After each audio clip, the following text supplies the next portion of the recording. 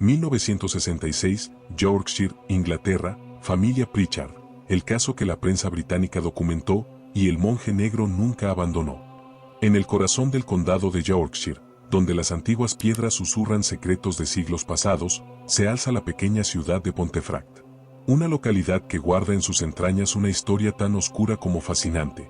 Mucho antes de que la familia Pritchard pusiera un pie en el número 30 de East Drive, este pedazo de tierra ya estaba marcado por la tragedia y la muerte. Pontefract es una ciudad que respira historia. Sus orígenes se remontan a la época prerromana, y durante siglos fue testigo de batallas, ejecuciones y sufrimiento. En el centro de la ciudad aún se mantienen en pie las ruinas de un antiguo priorato cluniacense, donde monjes encapuchados caminaban en silencio entre muros de piedra. No muy lejos, el castillo medieval de Pontefract se erige como un recordatorio perpetuo del poder y la violencia que una vez dominaron estas tierras. Pero hay un detalle que pocos conocen, un secreto enterrado bajo décadas de construcción y modernidad. En la colina donde ahora se encuentra la urbanización Chequerfield Estate, justo donde se construyó East Drive, se alzaba en el siglo XVI la horca de Pontefract. Era una colina pequeña, ubicada estratégicamente en un cruce de caminos, siguiendo la antigua tradición de confundir a los espíritus de los ejecutados para que no pudieran regresar al lugar de sus crímenes. Durante el reinado de Enrique VIII, cuando la reforma inglesa desgarraba el país y la Iglesia católica perdía su poder absoluto, muchos monjes fueron perseguidos, juzgados y ejecutados. Los registros históricos de Pontefract, guardados celosamente en los archivos de la biblioteca local, revelan que en esa horca fue ejecutado un monje cluniacense. Su crimen había sido atroz, la violación y asesinato de una niña. El monje fue juzgado, condenado y colgado en esa colina, su cuerpo balanceándose al viento como advertencia para todos los que pasaban por el cruce de caminos. Según las leyendas locales que los ancianos de Pontefract aún recuerdan, el cuerpo del monje nunca recibió sepultura cristiana. Fue arrojado a un antiguo pozo de piedra que existía en las inmediaciones, dejado allí para que se pudriera en la oscuridad, sin las bendiciones que su orden religiosa hubiera requerido. Ese pozo fue cubierto con el tiempo, olvidado, sepultado bajo la tierra mientras los siglos avanzaban.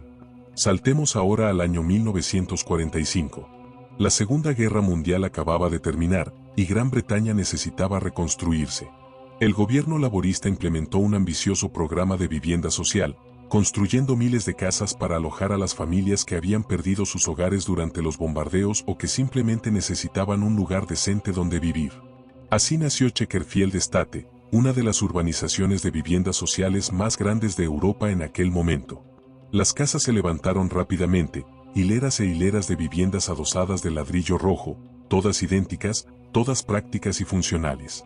Pequeños jardines delanteros, pequeños jardines traseros, 2 plantas, 3 dormitorios. El número 30 de East Drive fue construido en 1953, justo en la esquina superior de la colina, en el lugar exacto donde antiguamente se alzaba la horca medieval. Durante más de una década, varias familias vivieron en el número 30 sin incidentes.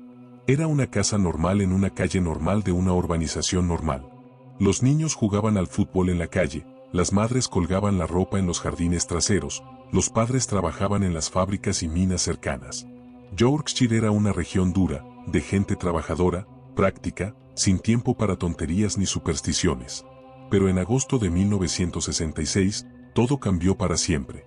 Joe Pritchard era un hombre robusto, de 38 años, con el rostro curtido de quien ha trabajado toda su vida con sus manos.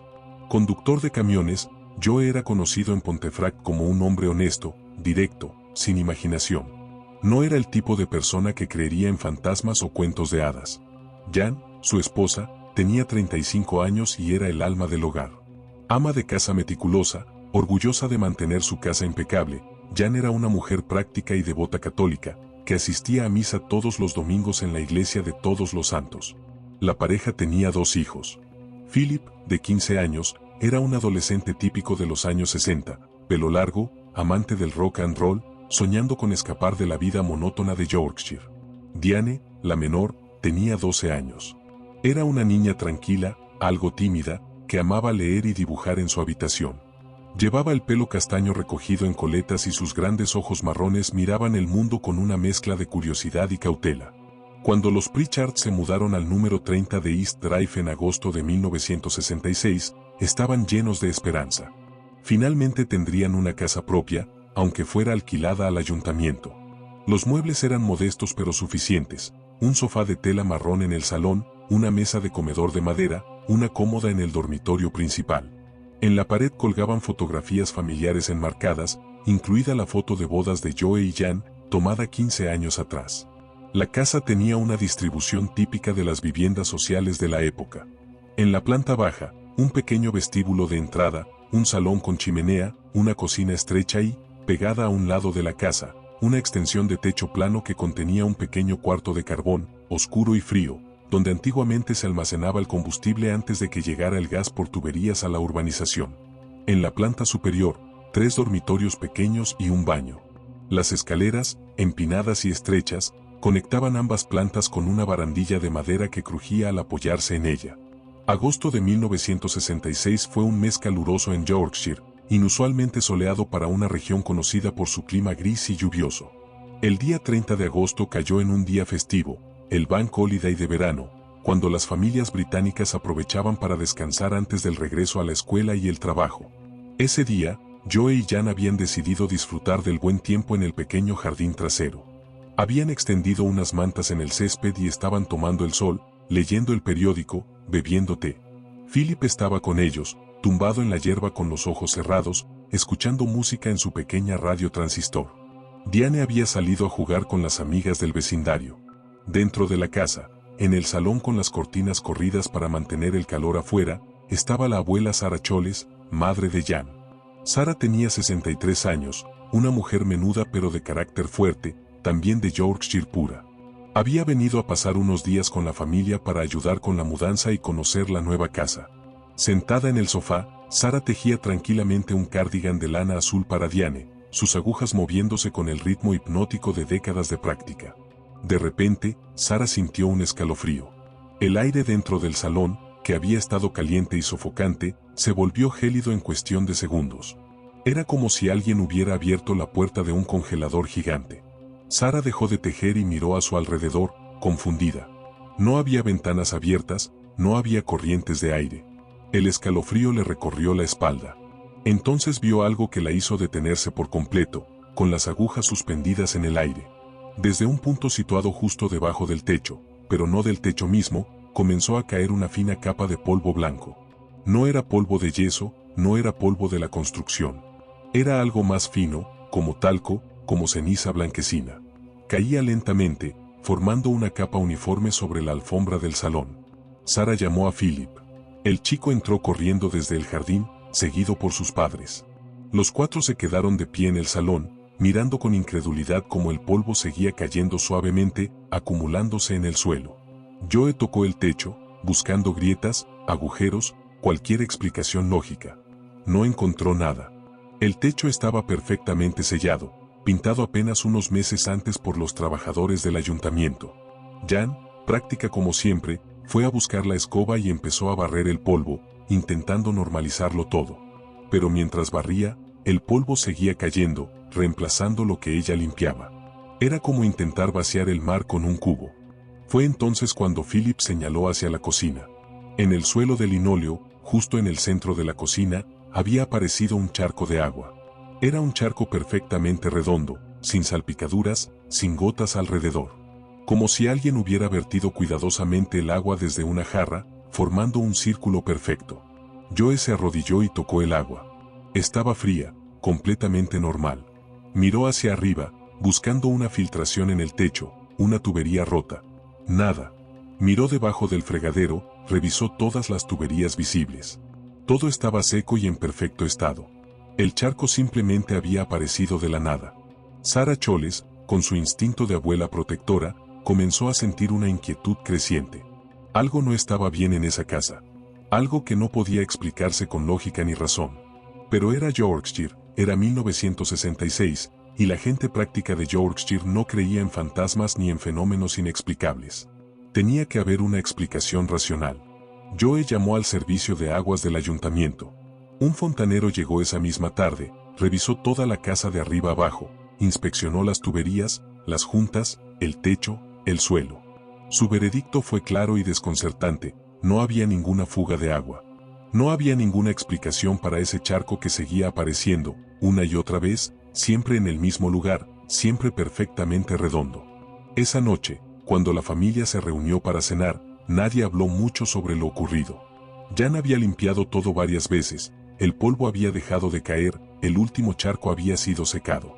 Intentaban convencerse de que había sido algo extraño pero sin importancia, una coincidencia, un fenómeno atmosférico raro causado por el calor inusual.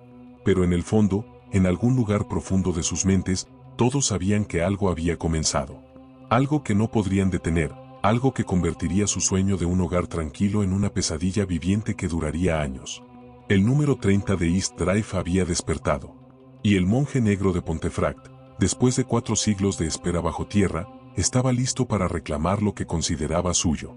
La familia Pritchard, honesta, trabajadora, sin pretensiones, estaba a punto de convertirse en protagonista de uno de los casos de poltergeist más violentos y mejor documentados de toda la historia británica. Y Diane, la niña tranquila de 12 años con coletas y ojos marrones, se convertiría en el centro de un terror que ningún niño debería experimentar jamás. Los días que siguieron a aquel extraño 30 de agosto de 1966 transcurrieron con una calma engañosa. La familia Pritchard intentó retomar su rutina diaria, convenciéndose de que los incidentes del primer día habían sido una anomalía sin importancia. Después de todo, eran gente sensata de Yorkshire, y Yorkshire no era lugar para supersticiones ni historias de fantasmas. Joe Pritchard se levantaba cada mañana a las 5:30. El despertador sonaba con su timbre estridente en la mesita de noche del dormitorio principal, y Joe, fiel a su naturaleza disciplinada, nunca necesitaba que sonara 2 veces.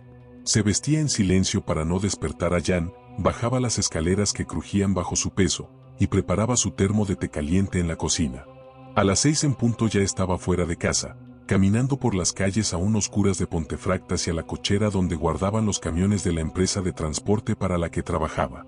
Joe llevaba conduciendo camiones desde que tenía 18 años. Había recorrido cada carretera de Yorkshire, conocía cada pueblo, cada atajo, cada gasolinera del condado. Era un trabajo duro pero honesto, que le pagaba lo suficiente para mantener a su familia con dignidad. Los viernes, cuando recibía su sobre con el salario semanal, se lo entregaba a Jan, quien administraba cada chelín y cada penique con la precisión de un contable. Jan Pritchard era el corazón y el alma del número 30 de East Drive. Mientras Joe pasaba largas horas en la carretera, Jan mantenía la casa funcionando como un reloj suizo.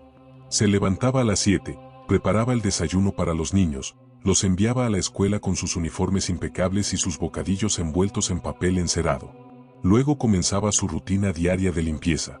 La limpieza era casi una religión para Jan. Cada lunes lavaba toda la ropa de la semana, usando la lavadora de tambor que había sido uno de los lujos que la pareja se había permitido al mudarse. Cada martes planchaba, dejando cada camisa, cada falda, cada pantalón perfectamente alisado. Los miércoles limpiaba a fondo la planta baja, pasando la aspiradora, encerando los suelos, sacudiendo cada superficie. Los jueves tocaba la planta superior, dormitorios, baño, escaleras. Los viernes compraba en el mercado local, llenando sus bolsas de tela con verduras frescas, carne del carnicero, pan recién horneado. La casa número 30 tenía un aroma característico, una mezcla de cera para muebles, detergente de lavanda y el guiso perpetuo que Jan tenía siempre hirviendo a fuego lento en la cocina. Era un olor a hogar, a seguridad, a normalidad trabajadora de clase obrera británica. Los sábados eran diferentes. Joe no trabajaba los sábados, y la familia disfrutaba de un ritmo más relajado. Por la mañana, Joe se ocupaba del jardín, cortaba el césped con la cortadora manual, podaba los setos, quitaba las malas hierbas. Jan horneaba un pastel o preparaba scones para el té de la tarde. Los niños tenían libertad para jugar con sus amigos del vecindario o, en el caso de Philip, escuchar música en su habitación durante horas, algo que irritaba a su padre pero que Jan defendía diciendo que los chicos necesitaban su espacio. Los domingos eran sagrados. Toda la familia asistía a misa de las 11 de la mañana en la iglesia de Todos los Santos, la misma iglesia cuyas campanas habían repicado durante siglos sobre Pontefract. Jan se ponía su mejor vestido, Joe su único traje, y los niños sus ropas de domingo. Después de misa, a menudo visitaban a familiares o recibían visitas en casa. La abuela Sara venía frecuentemente a tomar el té del domingo, trayendo siempre algún pastel casero o galletas que había horneado. Philip Pritchard, a sus 15 años, estaba en esa edad incómoda entre la niñez y la edad adulta. Alto y desgarbado, con el pelo demasiado largo según su padre pero a la moda según él, Philip soñaba con escapar de Pontefract. Adoraba la música, los Beatles, los Rolling Stones, los Kings. Había ahorrado durante meses para comprarse su propia radio transistor, y la guardaba como un tesoro bajo su almohada cada noche. Philip asistía a la escuela secundaria de Pontefract, donde era un estudiante mediocre. No le interesaban especialmente las matemáticas ni la historia, pero tenía talento para el dibujo técnico. Su profesor había sugerido que considerara una carrera en arquitectura o ingeniería, pero Philip no estaba seguro de nada. Lo único que sabía con certeza era que no quería terminar conduciendo camiones como su padre, aunque nunca se lo había dicho en voz alta. Compartía habitación con su hermana Diane, algo que ambos detestaban. La habitación era pequeña, con 2 camas individuales separadas por una mesita de noche.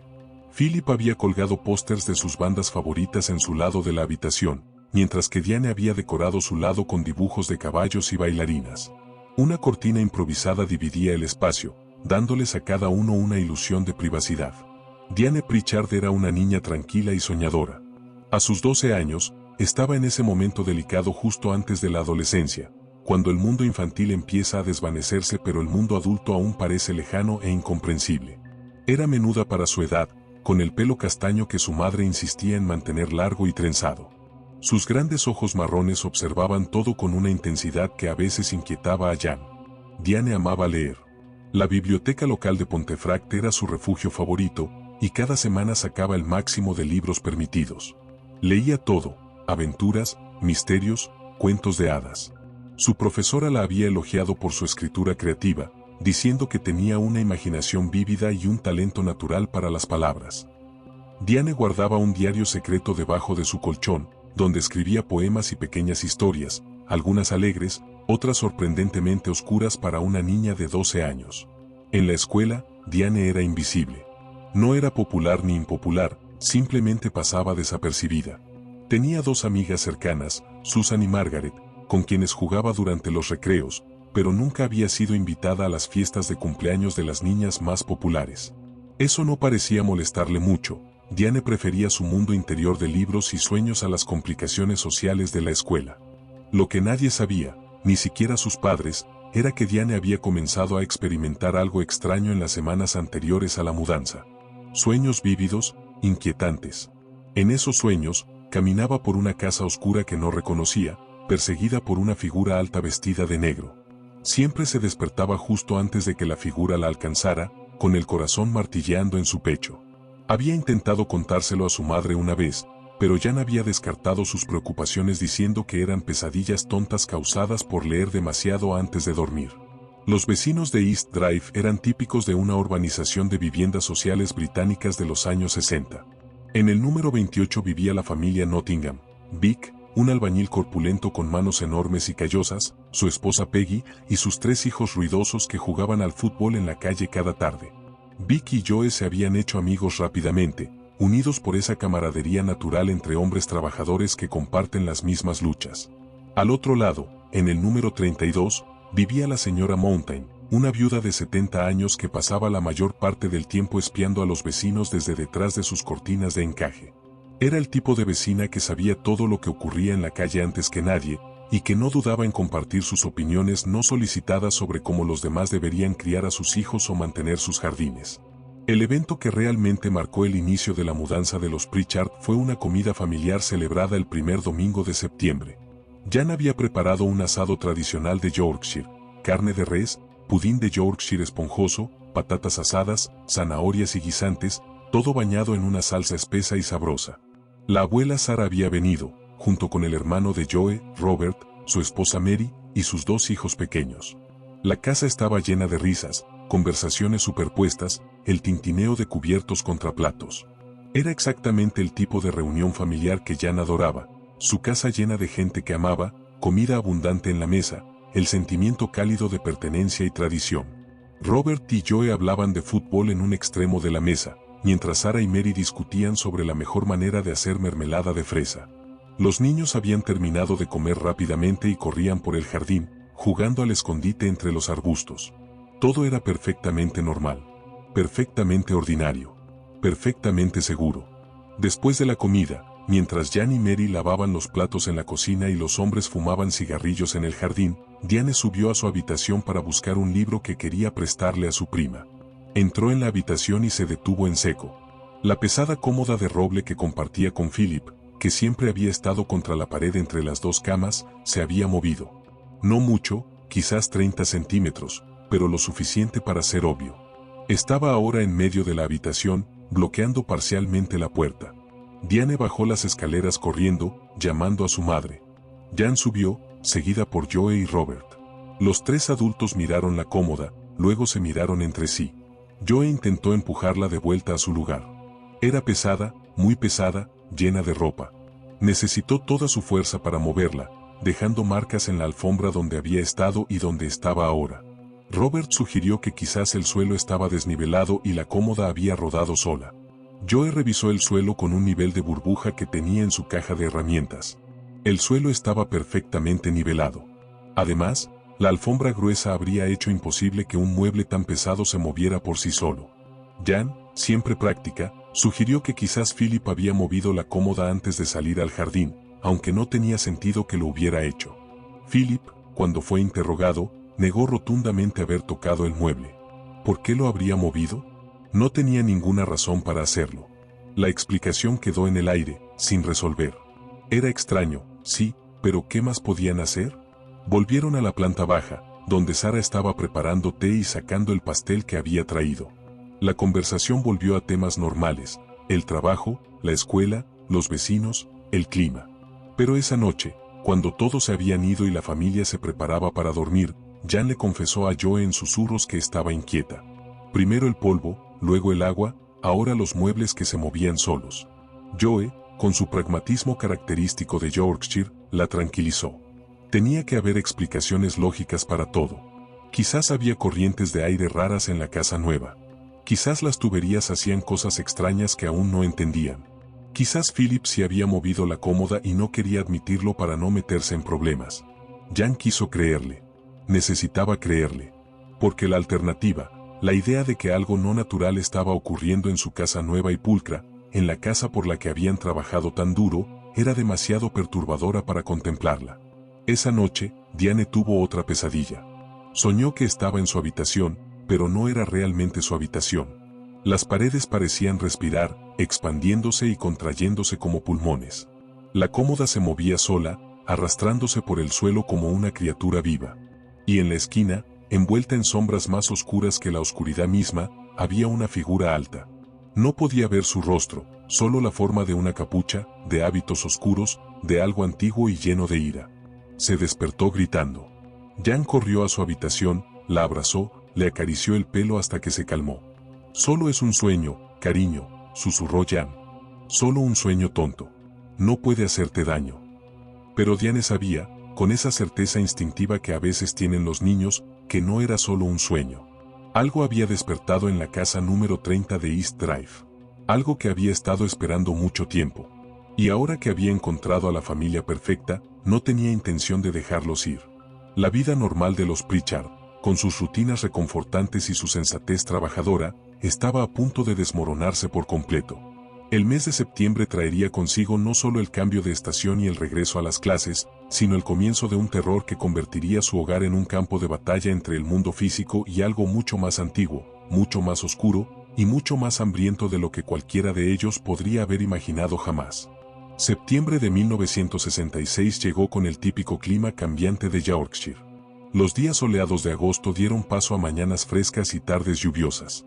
Las hojas de los árboles que bordeaban Chequerfield Estate comenzaban a teñirse de amarillo y marrón. Los niños regresaron a la escuela con sus uniformes recién lavados y sus mochilas llenas de cuadernos nuevos. La vida en el número 30 de East Drive parecía haberse asentado en una rutina tranquila. Pero las apariencias engañaban. El primer incidente realmente perturbador ocurrió en la tarde del jueves 7 de septiembre. Jan estaba sola en casa, Joe trabajando en alguna carretera lejana, los niños aún en la escuela. Había pasado la mañana limpiando la planta baja y ahora estaba en la cocina, preparando una tetera para su pausa de media tarde.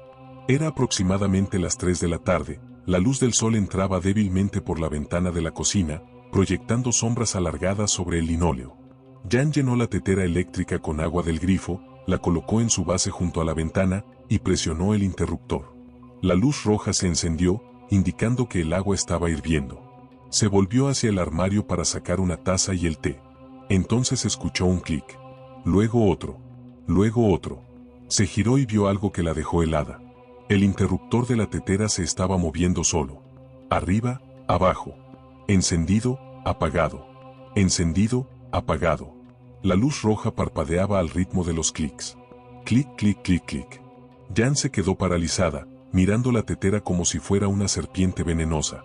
El interruptor seguía moviéndose, arriba y abajo, con un ritmo mecánico y deliberado. No había manera de que se moviera solo. Era un interruptor simple, que requería presión física para cambiar de posición. Y sin embargo, allí estaba, moviéndose como si dedos invisibles lo estuvieran accionando. «¡Basta!», gritó Jan, sorprendiéndose de su propio arranque. Su voz resonó en la cocina vacía. El interruptor se detuvo inmediatamente. La luz roja quedó encendida, el agua comenzó a hervir normalmente. Jan se quedó de pie, respirando pesadamente, con el corazón martilleando contra sus costillas. Miró a su alrededor en la cocina, esperando ver, ¿qué? ¿A alguien escondido? ¿Una explicación? No había nada. Solo ella y el silencio opresivo de la casa vacía. Esa noche, cuando Joe llegó a casa, Jan le contó lo ocurrido. Joe revisó la tetera cuidadosamente. El interruptor funcionaba perfectamente, sin ninguna falla mecánica. Sugirió que quizás había un cortocircuito eléctrico intermitente. Al día siguiente, un electricista del ayuntamiento vino a revisar todo el cableado de la casa. Su diagnóstico fue claro, todo estaba en perfecto orden. No había ningún problema eléctrico. 2 días después, el sábado 9 de septiembre, ocurrió algo que involucró a toda la familia. Era media mañana, Joe estaba en el jardín trasero cortando el césped, Jan estaba tendiendo ropa en el tendedero, y los niños estaban dentro de la casa. Philip estaba en el salón viendo televisión, y Diane estaba en su habitación leyendo. De repente, un estruendo atronador sacudió toda la casa. Sonó como si alguien hubiera dejado caer un piano desde el techo. Los cuadros en las paredes temblaron. El suelo vibró. Joe dejó caer la cortadora de césped y corrió hacia la casa, seguido por Jan. Dentro, Philip estaba de pie en el salón, pálido como un fantasma, mirando hacia el techo. Diane había bajado corriendo las escaleras, con los ojos muy abiertos de terror. Todos se miraron entre sí, luego miraron hacia arriba. El ruido había venido del piso superior. Los 4 subieron juntos las escaleras, preparados para encontrar, no sabían qué. ¿Un agujero en el techo? ¿Algo caído? Revisaron cada habitación cuidadosamente. No había nada fuera de lugar. Nada había caído, nada estaba roto, nada había cambiado.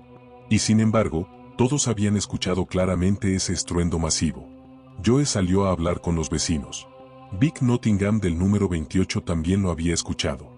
Estaba seguro de que el ruido había venido del número 30. La señora Mountain del número 32 había pensado que era un trueno, pero el cielo estaba completamente despejado.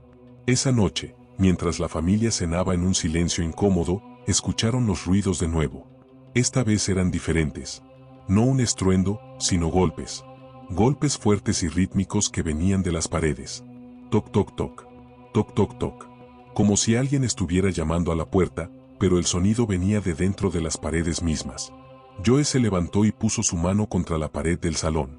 Podía sentir las vibraciones bajo su palma.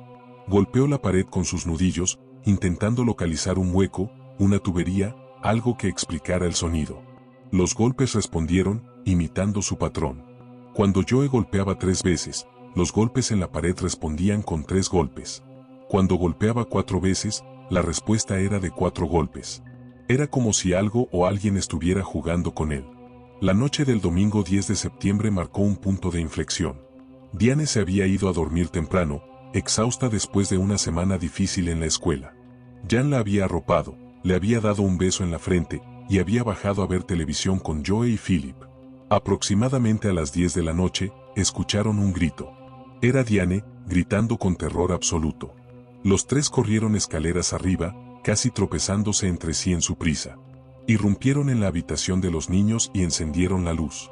Diane estaba de pie en su cama, presionada contra la pared, señalando hacia su cómoda. La cómoda estaba abierta. Todos los cajones estaban completamente abiertos, como si alguien los hubiera sacado todos a la vez con un tirón violento. La ropa estaba desparramada por el suelo, calcetines, ropa interior, camisetas, todo revuelto en un caos completo. «No fui yo», gritó Diane, con lágrimas corriendo por sus mejillas. Estaba dormida. Me desperté y todos los cajones estaban abiertos. Yo no los abrí. Jan abrazó a su hija mientras Joe y Philip inspeccionaban la habitación. Los cajones estaban completamente extendidos, algunos casi cayéndose de la cómoda. Para abrirlos todos así habría requerido mucha fuerza y varios minutos de trabajo deliberado. Y Diane había estado dormida, eso era obvio por su estado de confusión y terror. Esa noche, Diane durmió en la habitación de sus padres, acurrucada entre Joe y Jan, temblando cada vez que escuchaba un crujido en la casa. Philip se quedó despierto en su habitación, con la luz encendida, preguntándose qué demonios estaba pasando en su casa. Los incidentes comenzaron a acelerarse. Cada día traía algo nuevo, algo inexplicable. El martes 12 de septiembre, Jan encontró todas las plantas de la casa fuera de sus macetas. No volcadas, sino cuidadosamente extraídas, con la tierra formando montículos perfectos junto a cada maceta vacía. Las plantas estaban colocadas al lado, con sus raíces expuestas, marchitándose lentamente. El miércoles 13 de septiembre, Joe llegó a casa del trabajo y encontró todas las llaves de la casa esparcidas por el suelo de la cocina. Llaves de puertas, llaves de armarios, llaves que ni siquiera sabía que tenían. Pero lo más extraño fueron las llaves que no reconoció, llaves antiguas, oxidadas, de un diseño que no había visto nunca. Llaves que parecían tener siglos de antigüedad. El jueves 14 de septiembre, Philip estaba haciendo sus deberes en el salón cuando un vaso de leche que había dejado en la mesa de centro simplemente se elevó en el aire. No se cayó, no se deslizó. Se elevó, flotando a unos 30 centímetros sobre la mesa, se quedó suspendido allí durante unos 5 segundos que le parecieron una eternidad, y luego se volcó, derramando la leche sobre la alfombra antes de caer. Philip se quedó paralizado, mirando fijamente el vaso caído, la leche empapando la alfombra. Luego salió corriendo de la casa y no regresó hasta que Joe llegó del trabajo. El viernes 15 de septiembre, Jan estaba pelando patatas en la cocina cuando sintió algo húmedo en su cabeza. Levantó la mano y la encontró mojada. Miró hacia arriba y vio algo que la hizo gritar. Del grifo de la cocina, aunque estaba cerrado, goteaba una sustancia verde y espumosa. No era agua. Era algo viscoso, como una espuma de jabón, pero de un verde brillante y antinatural. Goteaba lentamente, formando un charco verde en el fregadero. Joe llamó nuevamente al fontanero. El fontanero desmontó completamente el grifo, revisó las tuberías, el suministro de agua. No había nada en el sistema que pudiera producir esa sustancia verde. El agua que salía del grifo era completamente normal y limpia. Los vecinos comenzaron a notar que algo extraño estaba ocurriendo en el número 30. Vic Nottingham había visto luces encendiéndose y apagándose en las ventanas de la casa cuando sabía que nadie estaba en casa. La señora Mountain había escuchado los golpes en las paredes, tan fuertes que pensaba que los Pritchard estaban haciendo reformas a altas horas de la noche. El domingo 17 de septiembre, después de misa, Jan tuvo una conversación con el padre O'Brien, el sacerdote de la parroquia. Le contó, en susurros avergonzados, sobre las cosas extrañas que estaban ocurriendo en su casa. El padre O'Brien, un hombre mayor de origen irlandés con décadas de experiencia pastoral, escuchó con atención y creciente preocupación. «Podría ser un poltergeist», dijo finalmente, usando una palabra que Jan nunca había escuchado antes. «Un espíritu inquieto o energía perturbada. No es infrecuente en casas donde hay adolescentes. La energía de los jóvenes a veces puede manifestarse de formas extrañas». Ofreció venir a la casa para bendecirla. Jan aceptó agradecida, aferrándose a cualquier solución posible. El padre O'Brien llegó al número 30 el miércoles 20 de septiembre a las 6 de la tarde. Llevaba su estola morada, una Biblia gastada y un frasco de agua bendita. Jan había limpiado la casa de arriba abajo, como si los muebles pulidos y los suelos encerados pudieran de alguna manera hacer más efectiva la bendición. El padre O'Brien comenzó en el salón, recitando oraciones en latín, rociando agua bendita en las esquinas de cada habitación.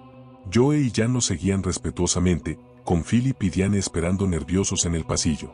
El sacerdote subió las escaleras, bendiciendo cada dormitorio, el baño, incluso el desván. Todo parecía ir bien hasta que llegaron al pequeño cuarto del carbón, esa extensión de techo plano en el lateral de la casa. Era una habitación oscura y fría, apenas más grande que un armario, donde alguna vez se había almacenado carbón para la chimenea. Ahora estaba prácticamente vacía, solo con algunas cajas viejas y herramientas de jardinería.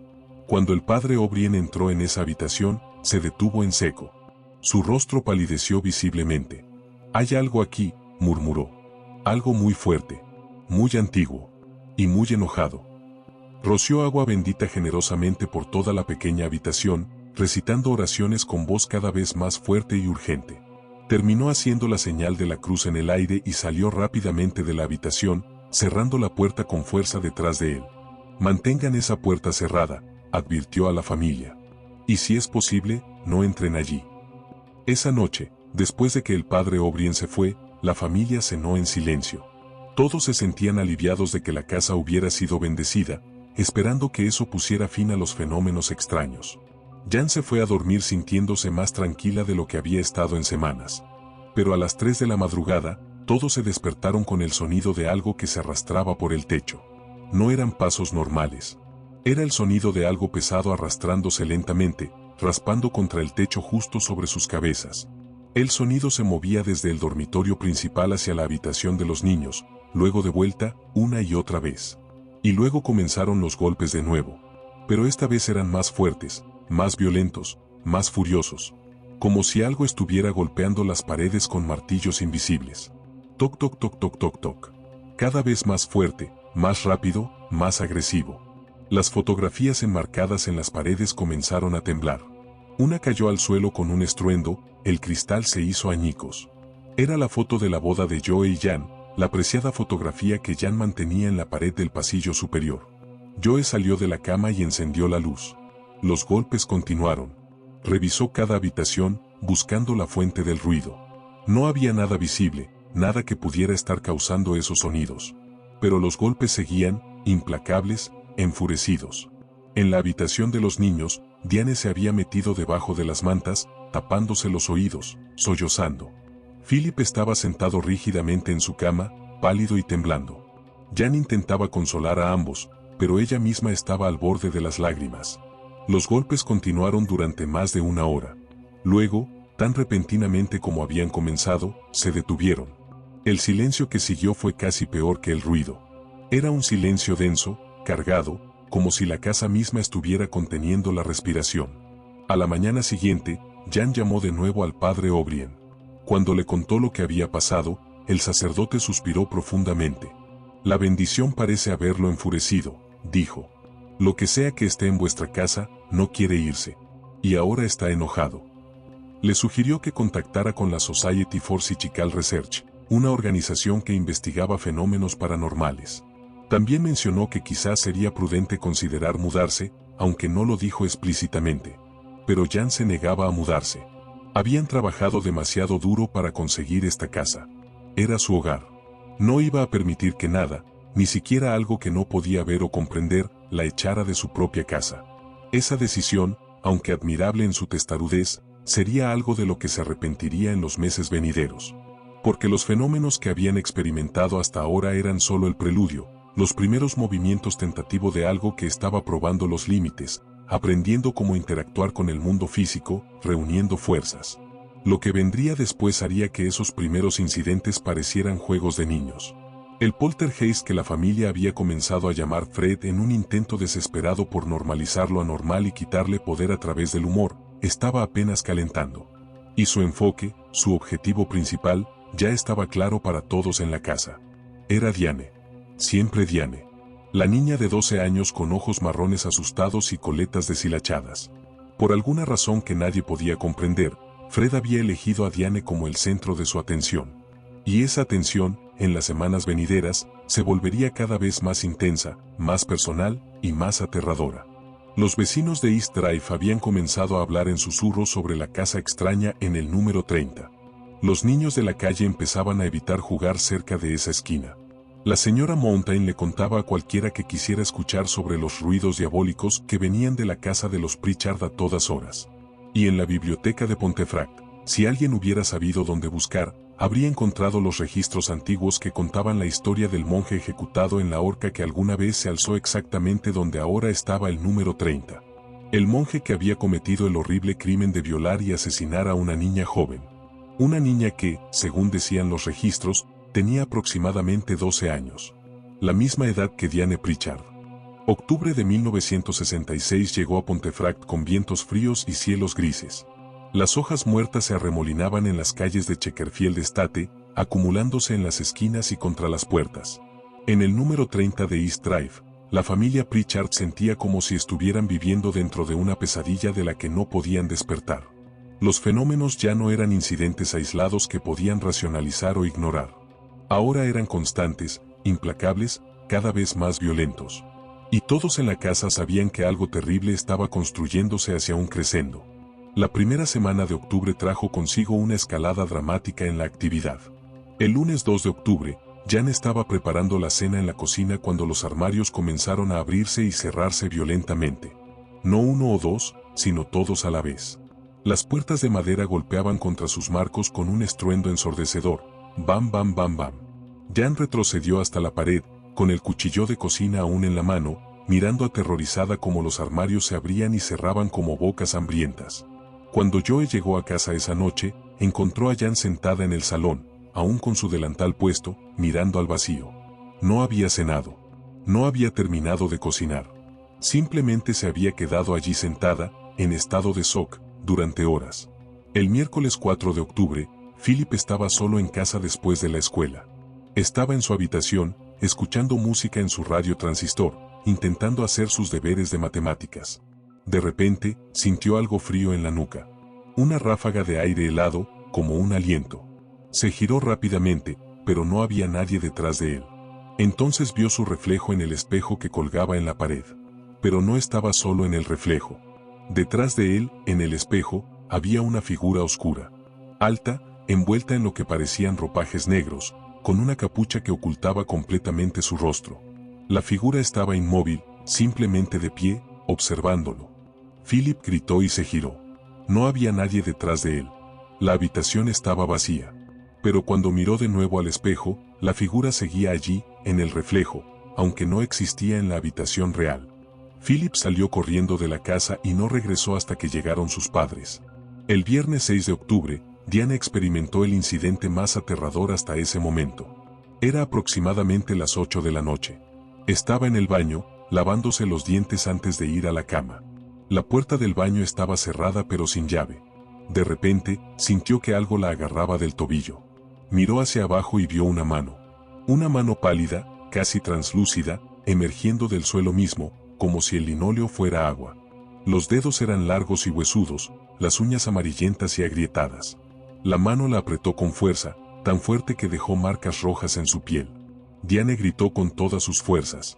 Joe irrumpió en el baño, rompiendo casi la puerta en su prisa. Diane estaba de pie sobre la tapa del inodoro, temblando incontrolablemente, señalando al suelo. Pero cuando Joe miró, no había nada. Solo el linóleo normal, sin ninguna perturbación. Sin embargo, cuando Diane se quitó el calcetín, todos pudieron ver claramente las marcas en su tobillo. 5 marcas rojas, perfectamente espaciadas, exactamente donde habrían estado los dedos de una mano. Las marcas permanecieron visibles durante 3 días. Esa noche, Jan llamó de nuevo al padre O'Brien. El sacerdote, con voz grave y preocupada, le explicó que esto iba más allá de sus capacidades. Recomendó contactar con investigadores especializados. También sugirió, con mucha más insistencia esta vez, que consideraran seriamente mudarse de la casa. Pero Jan seguía negándose. Esta era su casa. No iban a dejar que nada los echara. El sábado 7 de octubre, la familia recibió una visita inesperada. Tom Cunniff, un investigador paranormal local que había leído sobre los incidentes en el Pontefract and Castleford Express, la prensa local había comenzado a cubrir la historia después de que los vecinos hablaran con un periodista, apareció en su puerta. Era un hombre de unos 45 años, con gafas de montura gruesa y un maletín lleno de equipos extraños, termómetros, cámaras, grabadoras de audio. Tom pasó el día entero en la casa, tomando notas meticulosas, fotografiando cada habitación, midiendo temperaturas. Instaló una grabadora en el cuarto del carbón, ese pequeño espacio oscuro que el padre O'Brien había identificado como particularmente perturbador. Durante las primeras horas, no pasó nada inusual. Tom comenzaba a preguntarse si toda la historia era una exageración o incluso un engaño. Pero entonces, aproximadamente a las 5 de la tarde, cuando la luz del día comenzaba a desvanecerse, las cosas cambiaron. Estaban todos sentados en el salón, la familia Pritchard, Tom Cuniff y Vic Nottingham del número 28, que había venido a apoyar a sus vecinos. De repente, un jarrón de flores que estaba en la repisa de la chimenea se elevó en el aire. No se cayó, no se deslizó. Se elevó suavemente, como si una mano invisible lo hubiera recogido, flotó a través de la habitación durante unos 5 segundos, y luego se estrelló violentamente contra la pared opuesta, haciéndose añicos. El agua y las flores se desparramaron por el suelo. Tom corrió a coger su cámara, pero para cuando la tuvo lista, el fenómeno había terminado. Sin embargo, todos en la habitación lo habían visto. 6 testigos presenciales, incluido un investigador paranormal experimentado y un vecino escéptico. No podía ser negado, no podía ser explicado como alucinación o histeria colectiva. Esa noche, Tom revisó la grabación de audio que había dejado en el cuarto del carbón. Lo que escuchó lo dejó helado. Durante las horas en que la grabadora había estado funcionando, había captado voces. No eran voces claras o fáciles de entender, sino susurros bajos, gruñidos, y en un punto, lo que sonaba inquietantemente como una risa grave y malévola. Pero lo más perturbador vino hacia el final de la grabación. Una voz, más clara que las otras, susurraba 3 palabras en inglés antiguo que Tom apenas pudo descifrar: cuidado con el abuelo. O al menos eso es lo que parecía decir. Aunque nadie en la familia Pritchard tenía un abuelo vivo que pudiera ser una amenaza. Tom prometió volver con más equipo y posiblemente con colegas de la Society for Psychical Research. Pero también advirtió a la familia que lo que estaba ocurriendo en su casa era extraordinariamente raro y potencialmente peligroso. La mayoría de los casos de poltergeist, explicó, involucraban fenómenos molestos pero relativamente inofensivos que eventualmente desaparecían. Esto era diferente. Esto era agresivo, dirigido e intensificándose. El domingo 8 de octubre, la familia no fue a misa por primera vez en años. Estaban demasiado exhaustos, demasiado asustados para salir de casa juntos, temiendo lo que podrían encontrar al regresar. Esa tarde, ocurrió algo que cambiaría para siempre la dinámica en la casa. Jan estaba en la cocina, intentando preparar el almuerzo dominical tradicional, aferrándose desesperadamente a cualquier apariencia de normalidad. De repente, sintió que algo tiraba de su pelo. No un tirón suave, sino un jalón violento y doloroso que la hizo gritar y caer de rodillas. Joe corrió a la cocina y encontró a Jan en el suelo, con las manos en la cabeza, sollozando. Varios mechones de su pelo habían sido arrancados de raíz. Joe podía ver pequeñas gotas de sangre en su cuero cabelludo donde el pelo había sido arrancado con fuerza. Fue en ese momento, arrodillado junto a su esposa aterrorizada en el suelo de la cocina, cuando Joe Pritchard finalmente aceptó que no podía proteger a su familia de esto. No podía arreglarlo con sus manos o su pragmatismo de Yorkshire. Necesitaban ayuda, ayuda real, de personas que entendieran lo que estaba sucediendo. La segunda semana de octubre trajo consigo una serie de incidentes que serían documentados meticulosamente por los investigadores que ahora visitaban la casa regularmente. Colin Wilson, el famoso autor británico especializado en lo paranormal y el ocultismo, se interesó en el caso y comenzó a recopilar testimonios. El lunes 9 de octubre, las luces de la casa comenzaron a encenderse y apagarse sin control. No solo en una habitación, sino en toda la casa simultáneamente. El cuadro eléctrico, que estaba dentro de un armario cerrado con llave en el pasillo, se encontró con el interruptor principal moviéndose arriba y abajo por sí solo. Joe cambió la cerradura del armario.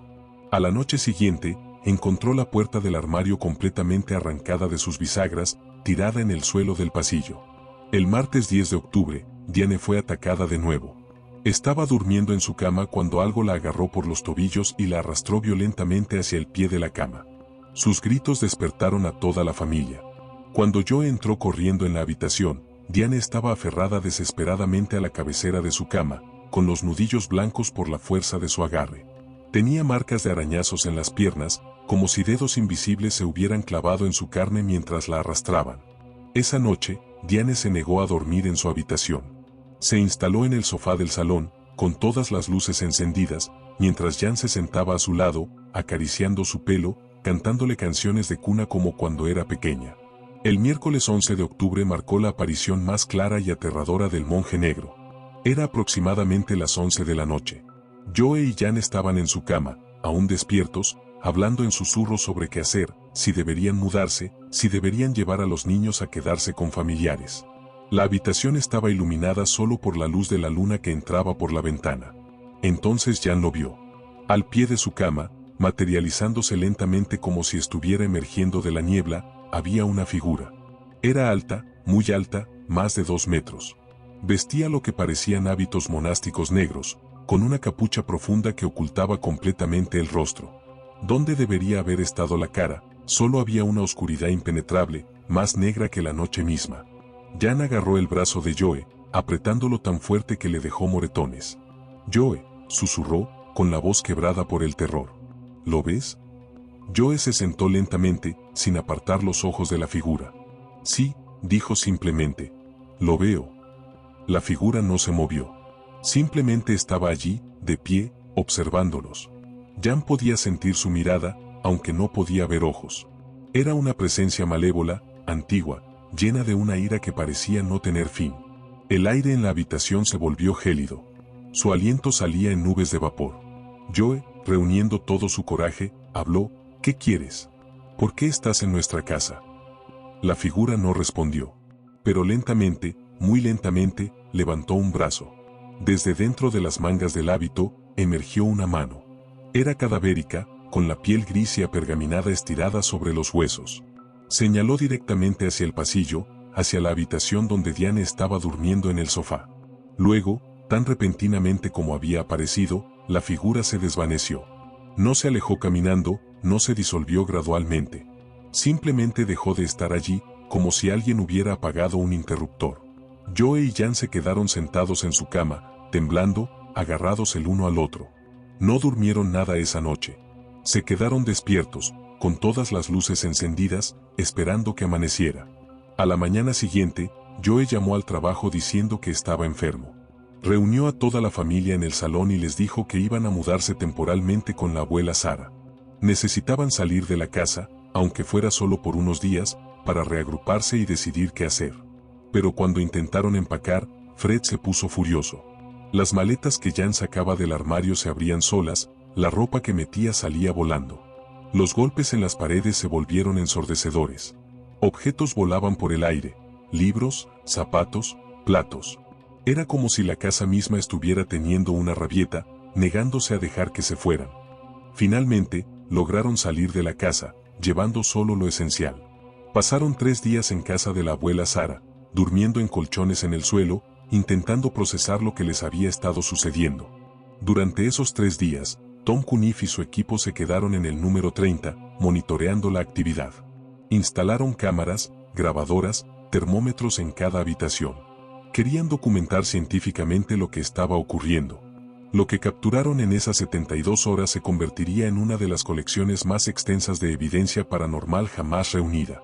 Las cámaras captaron objetos moviéndose sin contacto físico.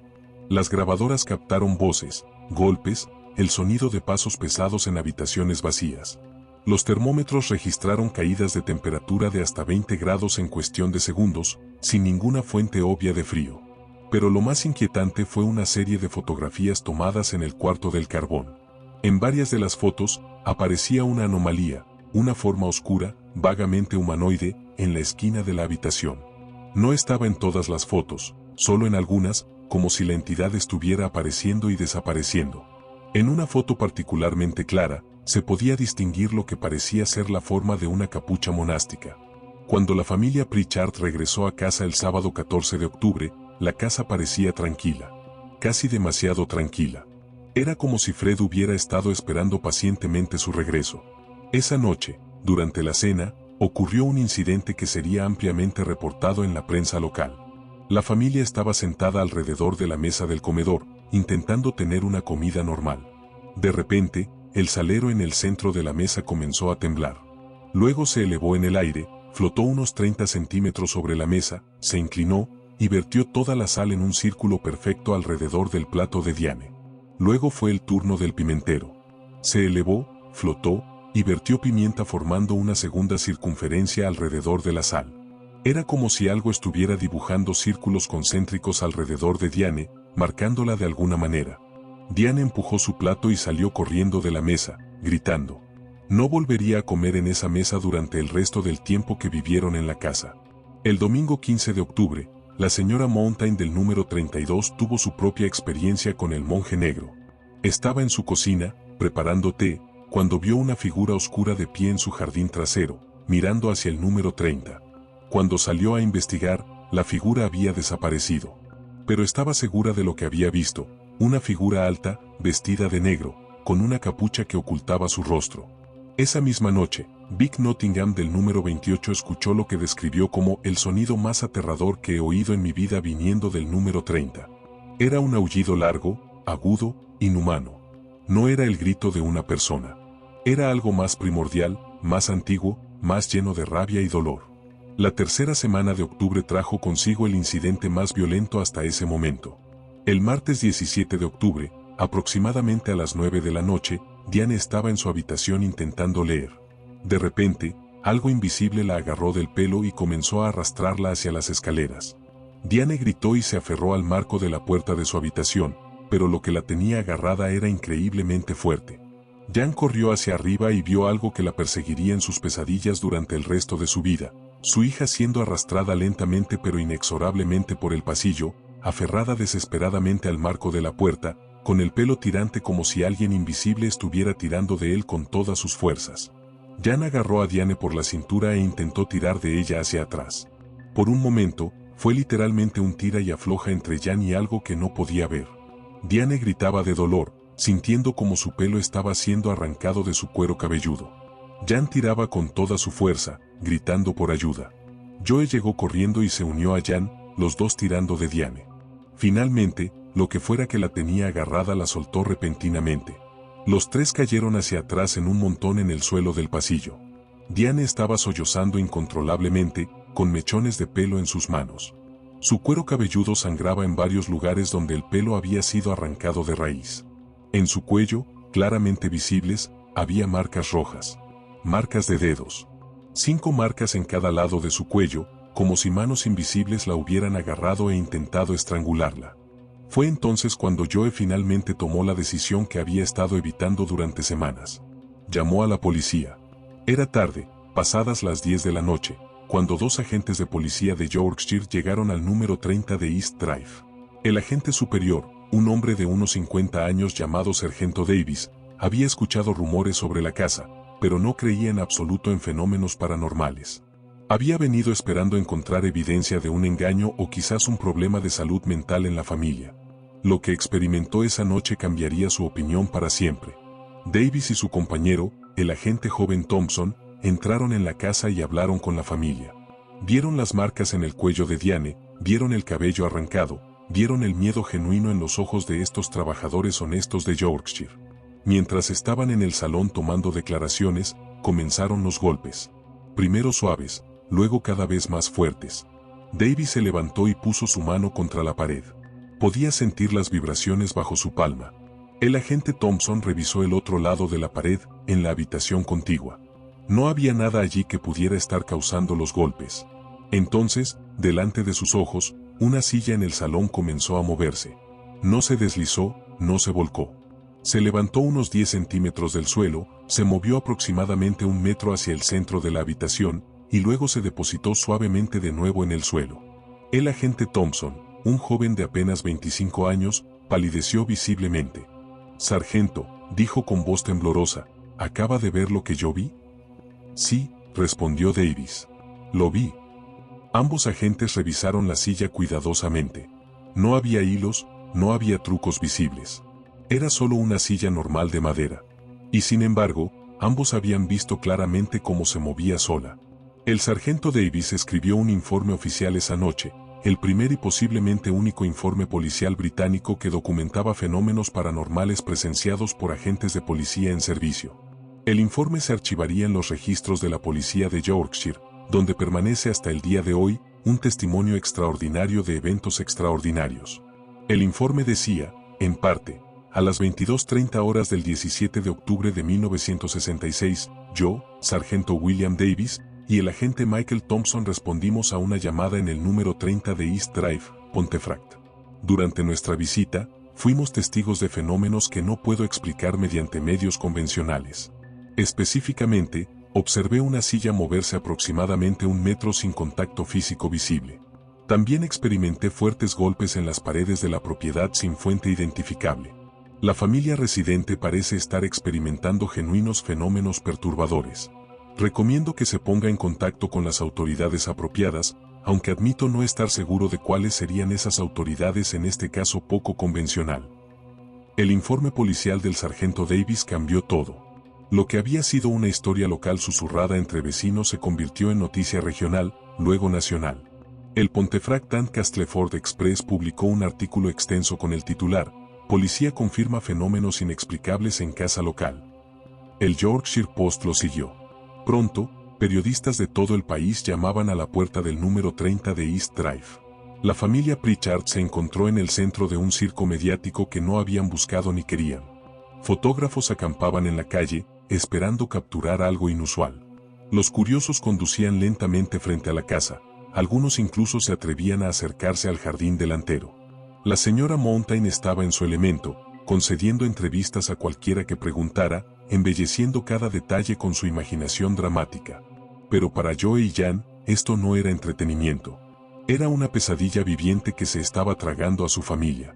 Diane había comenzado a tener terrores nocturnos tan severos que Jan tenía que dormir con ella todas las noches, abrazándola mientras la niña temblaba y sollozaba. Philip se había vuelto retraído y silencioso, apenas comiendo, sus calificaciones escolares cayendo en picado. Joe había perdido más de 6 kilos, con ojeras profundas por las noches sin dormir. Jan tomaba Valium recetado por su médico de cabecera solo para poder funcionar durante el día. El lunes 23 de octubre de 1966, llegó un equipo de investigadores de la Society for Psychical Research de Londres. Eran 4 hombres serios con maletines llenos de equipos científicos. Maurice Grosse, un investigador experimentado que más tarde se haría famoso por el caso de Enfield, era parte del equipo inicial que evaluó el número 30. Pasaron 3 días completos en la casa, instalando equipos de monitoreo en cada habitación. Utilizaron cámaras de detección de movimiento, termógrafos infrarrojos, detectores electromagnéticos y sofisticadas grabadoras de audio. Entrevistaron exhaustivamente a cada miembro de la familia, a los vecinos, al sargento Davis, al padre O'Brien, a Tom Cuniff. Durante esos 3 días, Fred pareció estar en su mejor comportamiento. Hubo algunos incidentes menores, luces que parpadeaban, golpes ocasionales en las paredes, pero nada dramático. Los investigadores comenzaban a preguntarse si el fenómeno se había agotado o si la presencia de tantos observadores lo había inhibido. Pero en la noche del tercer día, justo cuando los investigadores estaban empacando sus equipos, Fred les dio una demostración que ninguno olvidaría jamás. Era aproximadamente las 11 de la noche. 3 de los investigadores estaban en el salón con Joe y Jan, revisando notas y preparándose para partir a la mañana siguiente. El cuarto investigador, un joven llamado Peter, estaba en la planta superior verificando el equipo en la habitación de los niños, donde Diane dormía inquietamente. De repente, escucharon a Peter gritar. Todos corrieron escaleras arriba. Encontraron a Peter de pie en el pasillo, pálido y tembloroso, señalando hacia las escaleras. Frente a sus ojos, el pesado reloj de pie que había estado en el rellano del piso superior durante semanas estaba moviéndose. No se deslizaba, no se tambaleaba. Se estaba levantando del suelo. El reloj, que pesaba al menos 45 kilos, se elevó aproximadamente 30 centímetros en el aire, flotó durante unos 5 segundos agonizantemente largos, y luego se proyectó hacia las escaleras. Cayó rodando escaleras abajo con un estruendo ensordecedor, el vidrio de su esfera rompiéndose, la madera astillándose, el mecanismo interno destrozándose. Se detuvo justo al pie de las escaleras, justo donde habría estado de pie cualquiera que intentara salir de la casa. Los 5 adultos se quedaron inmóviles en el piso superior, mirando los restos del reloj desparramados en el vestíbulo inferior. Uno de los investigadores, un hombre mayor llamado Dr. Harrison con 30 años de experiencia en investigación paranormal, susurró: «En todos mis años, nunca he visto nada con esta fuerza. Esto es extraordinario. Y extraordinariamente peligroso». Maurice Grosse escribió en su informe oficial, el fenómeno en el número 30 de East Drive, Pontefract, exhibe características de un poltergeist extremadamente poderoso con capacidades de psicoquinesis que exceden cualquier cosa documentada previamente en la investigación británica. La actividad parece centrarse en la hija menor, Diane Pritchard, de 12 años. La entidad muestra inteligencia, intencionalidad y, más preocupante, una escalada de comportamiento violento. Recomiendo intervención inmediata de autoridades religiosas junto con monitoreo psicológico continuo de la familia. Basándose en este informe, la Iglesia Católica decidió enviar no solo a un sacerdote local, sino a un exorcista experimentado. El padre Michael O'Connor llegó desde Liverpool el sábado 5 de noviembre. Era un hombre de 60 años, alto y delgado, con un rostro severo marcado por décadas de batallas espirituales. Había realizado más de 20 exorcismos en su carrera, enfrentándose a lo que él creía firmemente eran fuerzas demoníacas. El padre O'Connor llegó con su maletín de exorcista, una estola morada, crucifijos de plata, varias botellas de agua bendita traída directamente de Roma, reliquias de santos, y el Rituale Romanum, el libro oficial de exorcismo de la Iglesia Católica. Pasó una hora hablando en privado con la familia, evaluando la situación, rezando en silencio. Luego anunció que realizaría un exorcismo completo de la propiedad. No sería una simple bendición como la que había hecho el padre O'Brien.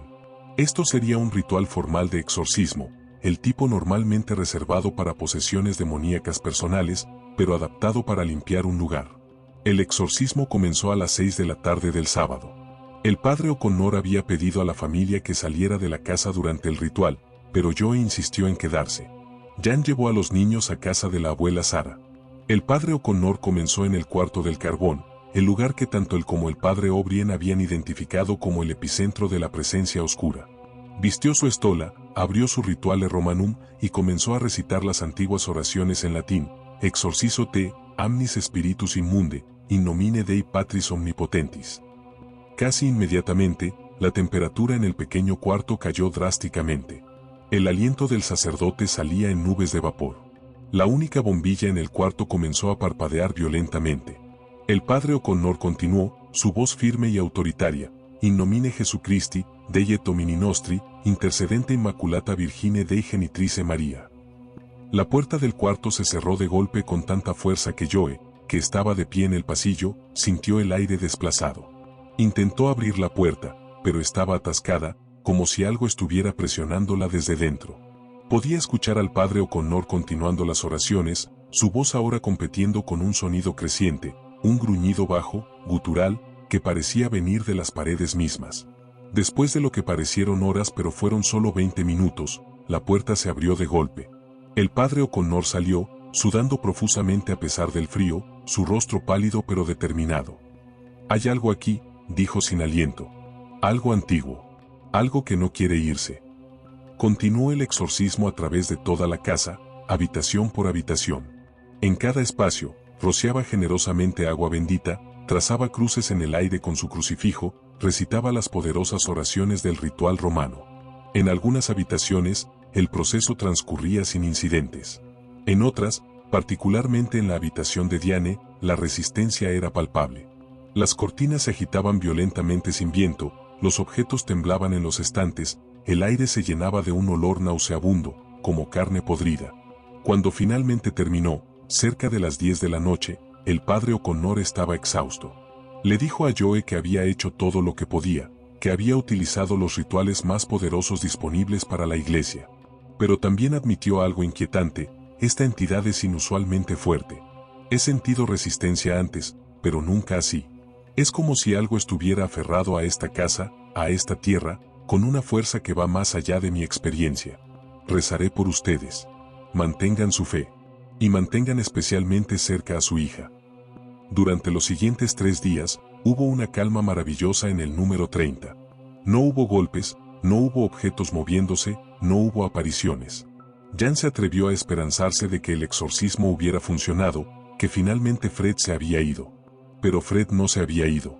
Simplemente estaba reuniendo fuerzas. El miércoles 9 de noviembre, exactamente 3 días después del exorcismo, Fred regresó con una venganza. Y esta vez, parecía estar furioso por lo que había percibido como un ataque. Las paredes de la casa comenzaron a sudar agua bendita. Charcos de líquido aparecían en las paredes, goteando hacia abajo, empapando el papel pintado. Jan probó el líquido con su dedo y se lo llevó a los labios. Era definitivamente agua bendita, podía saborear el ligero amargor del agua que había sido consagrada. Era como si la casa estuviera rechazando la bendición, expulsándola de sus poros. Esa noche, las cruces que el padre O'Connor había colgado en cada habitación aparecieron arrancadas de las paredes y apiladas en el centro del salón. Pero no estaban simplemente apiladas al azar. Estaban dispuestas deliberadamente boca abajo, formando cruces invertidas, un símbolo de blasfemia y desafío. Diane, que había estado durmiendo en el salón desde el incidente del arrastre por las escaleras, se despertó gritando. Algo estaba escribiendo en la pared junto al sofá donde dormía. Letras aparecían como si una mano invisible estuviera grabándolas en el yeso. Las letras eran toscas, arañadas profundamente en la pared. Formaban una sola palabra en inglés antiguo, M-Y-N, Mía. Jan llamó inmediatamente al padre O'Connor. Cuando el sacerdote vio las cruces invertidas y la palabra grabada en la pared, su rostro se ensombreció. Esto ha ido más allá de un poltergeist común, dijo gravemente. Esto muestra características de una infestación demoníaca. Y está reclamando territorio, específicamente reclamando a vuestra hija. El padre O'Connor contactó con el obispado, solicitando permiso para un exorcismo mayor, posiblemente incluso con un equipo de sacerdotes. Pero el proceso burocrático era lento. Mientras tanto, la familia tenía que vivir con la presencia cada vez más agresiva de Fred. Tom Cuniff y Colin Wilson continuaron documentando meticulosamente cada incidente. Colin Wilson, en particular, pasó semanas en Pontefract, entrevistando a decenas de testigos, revisando toda la evidencia física, analizando las grabaciones de audio y las fotografías.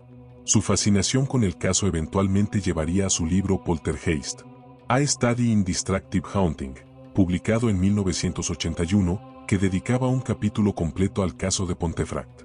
En noviembre de 1966, Colin Wilson trajo a un medium llamado Margaret, una mujer de mediana edad con supuestas habilidades psíquicas.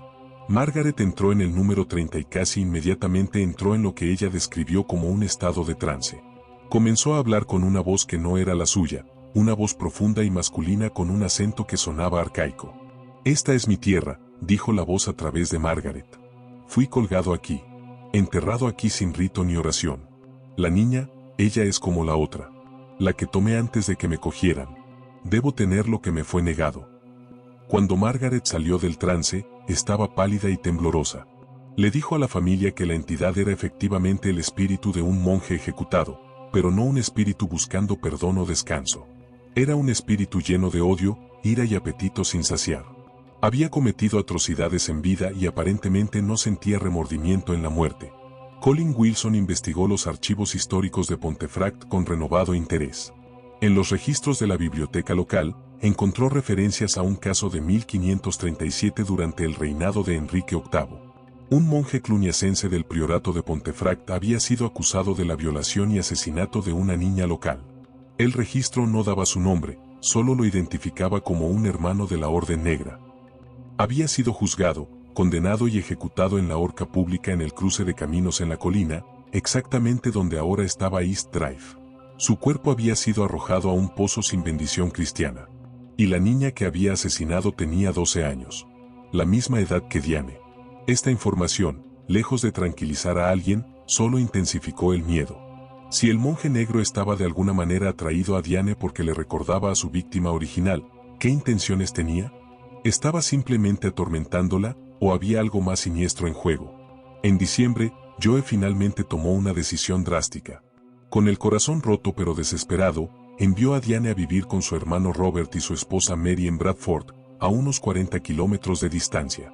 Si la actividad se centraba en Diane, razonó, entonces alejarla de la casa podría tanto protegerla a ella como calmar a Fred. Durante las primeras 2 semanas que Diane estuvo fuera, la actividad en el número 30 disminuyó dramáticamente. Hubo algunos incidentes menores, golpes ocasionales, luces parpadeantes, pero nada comparado con el terror de los meses anteriores. Jan se atrevió a esperanzarse de que quizás, solo quizás, podrían tener una Navidad normal si Diane se quedaba con Robert. Pero Diane estaba miserable en Bradford. Extrañaba a su familia, su escuela, sus amigas. Llamaba a su madre todos los días, llorando, rogando volver a casa. Estaba teniendo las mismas pesadillas que había tenido en Pontefract, soñando con la figura oscura encapuchada que la perseguía. Era como si Fred pudiera alcanzarla incluso a kilómetros de distancia. Además, Mary reportó algunos incidentes extraños en su propia casa después de que Diane llegara. Golpes en las paredes. Objetos que se caían de los estantes. Como si algo hubiera seguido a Diane a Bradford. El día 20 de diciembre, incapaz de soportar más la separación y la infelicidad de su hija, Jan condujo hasta Bradford y trajo a Diane de vuelta a casa. Cuando Diane cruzó el umbral del número 30, Jan juró que escuchó un sonido, una risa baja, triunfante, malévola. Fred había recuperado a su presa. Esa Navidad de 1966 fue la más sombría que la familia Pritchard había experimentado jamás. Intentaron mantener las tradiciones, un árbol decorado, regalos, cena de Navidad. Pero era como representar una obra de teatro, yendo a través de los movimientos sin ninguna alegría real. Todos sentían la presencia acechante de Fred, esperando, observando, listo para reanudar su tormento. Y el día de San Esteban, 26 de diciembre, Fred les dio su regalo navideño. Todas las fotografías en la casa, cada fotografía familiar enmarcada, cada álbum de fotos, mostraban el mismo daño espeluznante. Todos los rostros habían sido arañados, borrados, como si una garra invisible hubiera raspado cada cara hasta hacerla irreconocible. Años de recuerdos familiares, destruidos en una sola noche de malicia concentrada. Jan se sentó en el suelo del salón, rodeada de fotografías destruidas, y lloró. No lágrimas silenciosas, sino sollozos profundos y desgarradores que venían desde lo más profundo de su alma. Joe la abrazó, sin palabras de consuelo porque no había palabras que pudieran mejorar esto. Y así terminó 1966, el año que había comenzado con esperanzas de un nuevo hogar y había degenerado en una pesadilla viviente. Pero para la familia Pritchard, esto era solo el comienzo. Fred aún no había terminado con ellos. Ni siquiera había llegado a su punto máximo de poder. Lo que vendría en 1967 y 68 sería aún más intenso, más aterrador, más documentado públicamente. El número 30 de East Drive se había convertido en un punto de referencia en la investigación paranormal británica, un caso que desafiaría todas las explicaciones racionales y dejaría a investigadores, sacerdotes, policías y escépticos por igual sin respuestas satisfactorias. Y Diane Pritchard, la niña tranquila que solo quería leer libros y dibujar caballos, se había convertido sin quererlo en el campo de batalla de una guerra entre lo natural y lo sobrenatural, entre el mundo de los vivos y algo antiguo y malévolo del mundo de los muertos. El año 1967 trajo consigo una continuación del tormento, aunque con un patrón desconcertante. La actividad de Fred se volvió más errática, más impredecible. Podían pasar semanas enteras sin incidentes, permitiendo que la familia respirara con la esperanza de que quizás había terminado. Luego, sin advertencia, Fred regresaría con una furia renovada, destrozando esa esperanza en pedazos. En marzo de 1967, Diane cumplió 13 años. El día de su cumpleaños, Fred le dio un regalo particularmente cruel. Todas las muñecas que había conservado de su infancia, guardadas cuidadosamente en su habitación, aparecieron destruidas. No simplemente rotas, sino mutiladas deliberadamente, cabezas arrancadas, extremidades retorcidas, ojos arrancados de sus cuencas de porcelana. Estaban dispuestas en círculo en el suelo de su habitación, como si hubieran sido víctimas de algún ritual macabro. Durante ese año, Tom Cunniff y Colin Wilson continuaron su documentación exhaustiva. Instalaron equipos de monitoreo permanentes en la casa, con el permiso de la familia. Las grabadoras funcionaban las 24 horas, capturando horas y horas de audio. Las cámaras tomaban fotografías a intervalos regulares. Los detectores electromagnéticos registraban fluctuaciones extrañas en el campo magnético de la casa, particularmente en el cuarto del carbón y en la habitación de Diane. Colin Wilson pasó incontables horas entrevistando no solo a la familia, sino a todos los testigos, vecinos, policías, sacerdotes, investigadores. Revisó meticulosamente todos los archivos históricos de Pontefract, rastreando la historia del terreno donde se construyó East Drive. Su investigación confirmó lo que el médium había dicho: un monje había sido ejecutado en ese lugar en 1537, y su víctima había sido una niña de aproximadamente 12 años. En septiembre de 1967, ocurrió uno de los incidentes más ampliamente presenciados y documentados de todo el caso. Un periodista del Daily Mirror, Douglas Vence, y un fotógrafo, Graham Morris, pasaron 3 días consecutivos en la casa, esperando capturar evidencia de la actividad paranormal. En la tarde del segundo día, estaban en la habitación de Diane con la familia cuando ocurrió algo extraordinario. Diane estaba sentada en su cama, leyendo, cuando de repente su cuerpo se puso rígido. Sus ojos se pusieron en blanco, mostrando solo el blanco. Y luego, ante los ojos de 6 adultos, Diane comenzó a levitar. No fue una levitación dramática de varios metros, como se representa en las películas. Fue más sutil pero igualmente imposible. Su cuerpo se elevó aproximadamente 15 centímetros sobre el colchón y permaneció suspendido allí durante lo que los testigos estimaron fueron entre 10 y 15 segundos. Graham Morris tomó varias fotografías en rápida sucesión.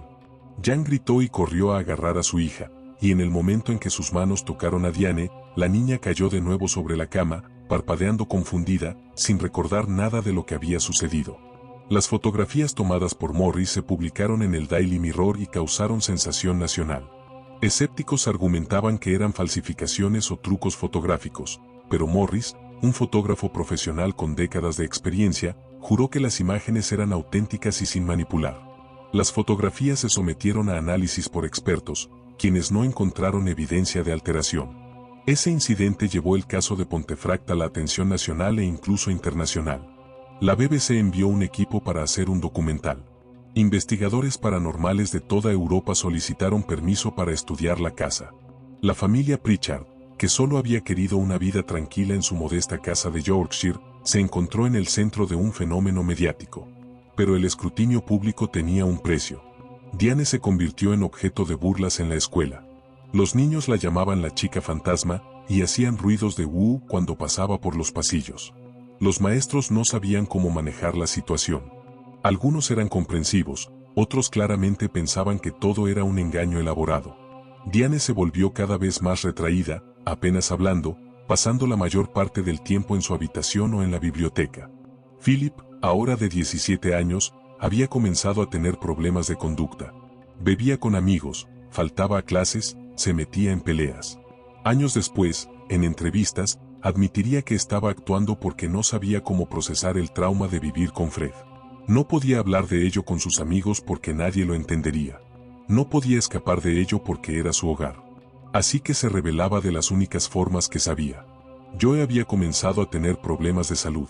El estrés constante, las noches sin dormir, la sensación de impotencia de no poder proteger a su familia, todo había cobrado su precio. Desarrolló úlceras estomacales y presión arterial alta. Su médico le advirtió que necesitaba reducir el estrés o arriesgaba un colapso nervioso o algo peor.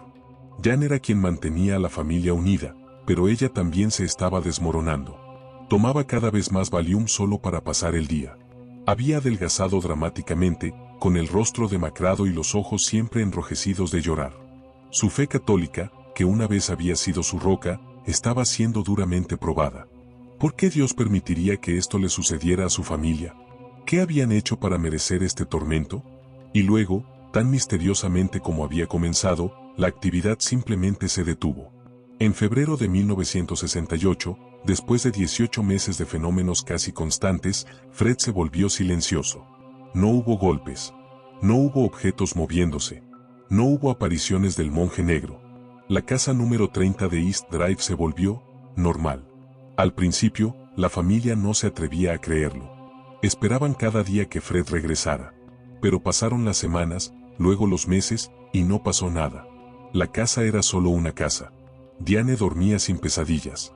Jan pudo reducir gradualmente su medicación. Joe comenzó a sonreír de nuevo. Los investigadores tenían teorías sobre por qué había cesado la actividad. Algunos sugirieron que Diane, al pasar por la pubertad y convertirse en adolescente, ya no era el tipo de objetivo que el monje negro buscaba. Otros teorizaron que la entidad había agotado su energía después de 18 meses de actividad intensa. Algunos especulaban que quizás los múltiples exorcismos y bendiciones habían funcionado después de todo, solo que con un retraso significativo. Pero nadie sabía realmente. Y esa incertidumbre significaba que la familia nunca podía relajarse completamente. Siempre había una parte de ellos esperando que Fred regresara. La vida continuó. Philip terminó la escuela secundaria en 1969 y comenzó a trabajar como aprendiz de electricista. Diane, ahora de 14 años, comenzó a recuperarse lentamente del trauma. Hizo nuevas amigas, comenzó a sonreír de nuevo, aunque las sombras nunca abandonaron completamente sus ojos.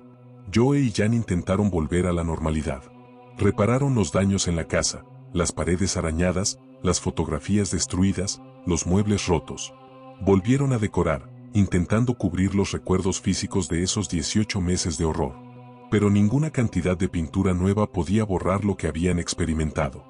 En 1972, cuando Diane tenía 18 años y se preparaba para irse a la universidad, Fred regresó brevemente. Fue solo una semana de actividad, golpes en las paredes, luces parpadeantes, el inconfundible olor a carne podrida en el cuarto del carbón. Luego se detuvo de nuevo, tan abruptamente como había comenzado. Era como si Fred estuviera diciendo adiós, o quizás advirtiendo que nunca realmente se había ido. Diane se fue a estudiar a Leeds, dejando Pontefract y el número 30 de East Drive detrás. Juró que nunca viviría en esa casa de nuevo, una promesa que mantuvo. Philip se mudó con su novia en 1973. Joe y Jan se quedaron en el número 30 durante unos años más, principalmente porque no podían permitirse mudarse, pero también porque Jan, con su testarudez característica de Yorkshire, se negaba a dejar que Fred la echara de su hogar. Finalmente, en 1977, 11 años después de mudarse, Joe y Jan se mudaron a una casa más pequeña en otro barrio de Pontefract. Nunca hablaron públicamente sobre por qué se mudaron, pero aquellos cercanos a ellos sabían que era para escapar de los recuerdos, sino de Fred mismo. El número 30 de East Drive tuvo varios inquilinos en los años siguientes. Curiosamente, ninguno de ellos reportó experiencias paranormales significativas. Hubo algunos incidentes menores, luces que parpadeaban ocasionalmente, la sensación de ser observado, pero nada comparable a lo que había experimentado la familia Pritchard. Esto llevó a algunos escépticos a argumentar que toda la historia había sido un engaño elaborado perpetrado por la familia. Pero esa teoría se desmoronaba bajo escrutinio. ¿Por qué una familia trabajadora de Yorkshire inventaría una historia que solo les trajo miseria, escrutinio público y trauma duradero? No ganaron dinero significativo de ello. No buscaron la fama. De hecho, después de mudarse, rechazaron la mayoría de las solicitudes de entrevistas, queriendo simplemente olvidar y seguir adelante. Y estaba la evidencia. El informe policial oficial del sargento Davis. Las fotografías tomadas por Graham Morris. Las horas de grabaciones de audio. Los testimonios de decenas de testigos, vecinos, investigadores, sacerdotes, periodistas. El libro meticulosamente investigado de Colin Wilson, Poltergeist. A Study in Distractive Haunting, publicado en 1981, que dedicaba un capítulo extenso al caso, respaldando su autenticidad. Colin Wilson escribió en su libro, el caso de Pontefract permanece como uno de los más convincentes de la historia de la investigación paranormal. La combinación de múltiples testigos creíbles, evidencia física documentada, y la coherencia de los relatos a lo largo del tiempo hace que sea extremadamente difícil descartar como fraude o histeria colectiva. Sea lo que sea que ocurrió en el número 30 de East Drive, fue real para aquellos que lo experimentaron, y esa realidad dejó cicatrices profundas y duraderas. Joe Pritchard murió en 1998, a los 70 años, de insuficiencia cardíaca. Hasta sus últimos días, mantuvo que todo lo que había presenciado en East Drive era real. No sé lo que era, dijo en una de sus últimas entrevistas. No sé si era un fantasma, un demonio, o algo completamente diferente. Pero sé lo que vi, sé lo que vivimos. Y no fue imaginación.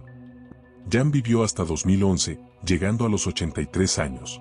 Pasó sus últimos años en una residencia de ancianos, donde ocasionalmente hablaba con el personal sobre los años oscuros, como llamaba a ese tiempo en East Drive. Hasta el final, mantuvo su fe católica, aunque admitió que había sido duramente probada. Dios no nos abandonó, decía. Simplemente nos probó de formas que nunca hubiera imaginado. Diane, ahora una mujer de 60 años, vive en el sur de Inglaterra con su esposo e hijos. Raramente habla públicamente sobre su experiencia en Pontefract. En una entrevista en 2015, dijo, esos 18 meses moldearon el resto de mi vida. Me hicieron más fuerte, pero también dejaron cicatrices que nunca sanarán completamente. Todavía tengo pesadillas. Todavía me pongo nerviosa en casas viejas. Pero sobreviví. Eso es lo que importa. Philip se convirtió en electricista exitoso y se mudó a Australia en los años 90. Habla aún menos que su hermana sobre los eventos de Pontefract, prefiriendo dejar ese capítulo de su vida firmemente en el pasado. Pero la historia del número 30 de East Drive no terminó cuando la familia Pritchard se mudó. En 2012, el director de cine Pat Holden, que casualmente era pariente de Jan Pritchard, hizo una película basada en los eventos. When the Lights Went Out tomó libertades creativas con la historia, pero capturó la esencia del terror que la familia había experimentado. La película renovó el interés público en el caso. Ese mismo año, un empresario llamado Bill Bungay compró el número 30 de East Drive. Había estado vacía durante algún tiempo, con una reputación que la hacía difícil de vender. Bungay, fascinado por la historia paranormal, decidió convertir la casa en una atracción para investigadores paranormales y entusiastas del horror. Y aquí es donde la historia se vuelve aún más extraña.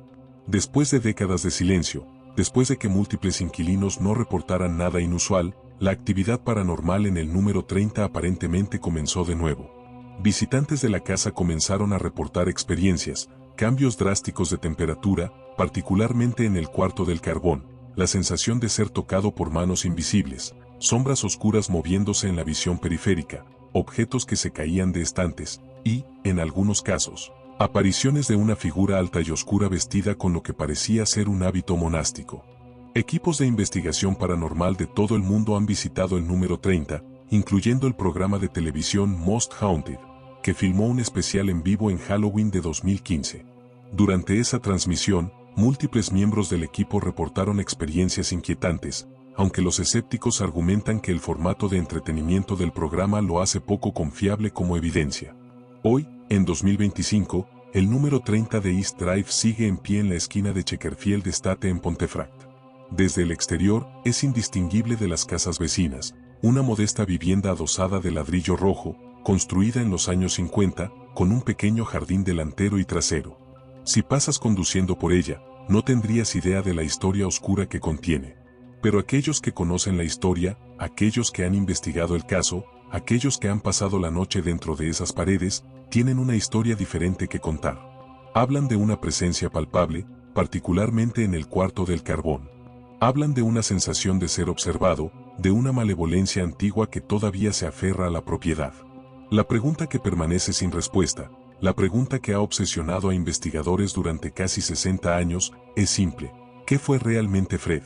¿Era el espíritu de un monje ejecutado del siglo XVI, atado a la tierra donde fue colgado, buscando de alguna manera repetir su crimen a través de Diane? ¿Era una manifestación de energía psicoquinética generada por Diane misma durante el estrés de la adolescencia temprana, como sugieren algunos parapsicólogos? ¿Era algo más antiguo y más oscuro que el monje, algo que simplemente usó esa leyenda como máscara? ¿O era, como mantienen los escépticos más acérrimos, una combinación de error humano, interpretación errónea y posiblemente algún fraude, aunque la evidencia de fraude sigue siendo extremadamente débil? La verdad, como ocurre tan a menudo con lo paranormal, probablemente nunca se sabrá con certeza. Lo que es innegable es el impacto que los eventos en el número 30 de East Drive tuvieron en todos los involucrados. Las vidas fueron alteradas permanentemente. El trauma fue real, documentado por profesionales médicos que trataron a la familia. Las cicatrices, tanto físicas como psicológicas, permanecieron. El caso de Pontefract, junto con el expediente Vallecas en España y el poltergeist en Enfield en Londres, se encuentra entre los mejor documentados de toda la historia de la investigación paranormal. Tiene múltiples testigos independientes y creíbles. Tiene evidencia física que ha resistido décadas de escrutinio. Tiene documentación oficial de autoridades que normalmente son escépticas de lo paranormal. Y tiene el misterio continuo del por qué. ¿Por qué esa casa? ¿Por qué esa familia? ¿Por qué Diane específicamente? 60 años después de que comenzara, el monje negro de Pontefract sigue siendo uno de los enigmas más grandes de lo paranormal británico. El número 30 de East Drive se ha convertido en un punto de referencia, un lugar de peregrinación para aquellos fascinados por lo inexplicable.